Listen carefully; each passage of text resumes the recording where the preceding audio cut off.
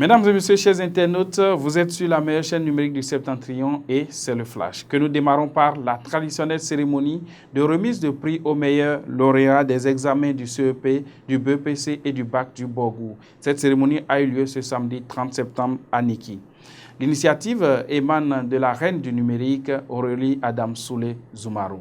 La digne fille de Niki, qui est un exemple pour la jeunesse septentrionale et béninoise en général, a en effet pris sur elle la responsabilité de susciter l'excellence au sein de la jeune génération. Pour ce faire, depuis quelques années, elle ne cesse de multiplier les actions à l'endroit de la jeunesse béninoise en général et celle du Borgou en particulier. Ils sont au total 31 récipiendaires à recevoir des mains de la ministre des lots composés de fournitures scolaires, d'ordinateurs portatifs et de connexions Wi-Fi.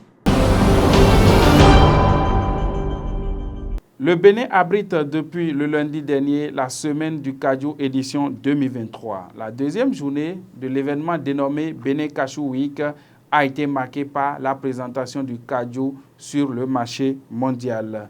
Comme annoncé, le panel de discussion sur la GDIZ et son potentiel industriel dans la filière anacarde au Bénin et en Afrique a retenu les attentions. Toute la chaîne de production et de distribution, la qualité des échanges, mais aussi l'engagement de l'État à accompagner le secteur ont été exposés.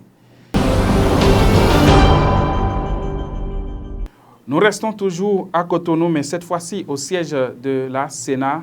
La Commission électorale nationale autonome a officiellement lancé ce mardi 3 octobre les journées portes ouvertes de l'institution. Prévu du 3 au 5 octobre prochain, acteurs de la société civile, auditeurs de la chaire UNESCO, professionnels des médias, acteurs politiques et l'ensemble des acteurs intervenant dans la chaîne de l'organisation des élections au Bénin seront outillés sur les missions et les prérogatives de la Sénat. Vous aurez plus de détails dans notre édition du journal télévisé vendredi à 11h45. Nous revenons à Parakou où les acteurs de la bioénergie sont en formation du 2 au 6 octobre 2023. L'objectif de cet atelier de formation est de renforcer la professionnalisation des acteurs du domaine de la bioénergie. Cet atelier de formation sur l'étude de faisabilité technique et économique du projet bioénergétique est piloté par l'École nationale supérieure de génie énergétique et procédés et l'Université nationale des sciences, technologies, ingénierie et mathématiques. Il vise à renforcer les capacités de 15 acteurs de la bioénergie grâce à l'ambassade de France et le CIRAD. Culture pour terminer ce flash info. Les filles et fils de la cité des Banigansé ont célébré le lundi 2 octobre 2023 la fête de la Gani. Aux côtés des gardiens de la tradition, le conseil communal a marqué sa présence pour rehausser l'éclat de la dite fête. À cette occasion culturelle, le maire Bio Sarako Tamou a lancé un vibrant appel à l'endroit de tous les acteurs politiques pour une union sacrée autour des idéaux de développement du Namtem. Que tout acteur politique de Banikwara rivalise à travers des actions concrètes de développement par des appuis sociaux au profit des communautés.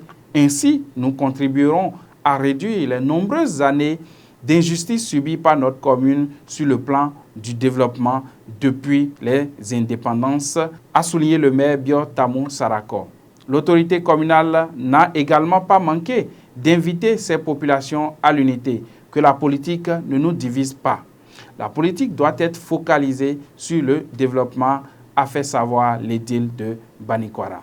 L'intégralité de ces propos sont à retrouver sur www.dabaro.bj. Mesdames et messieurs, chers internautes, c'est la fin de ce Flash Info. Merci de nous avoir suivis. Prenez rendez-vous à la prochaine session de l'information sur la meilleure chaîne numérique du Septentrion. Au revoir.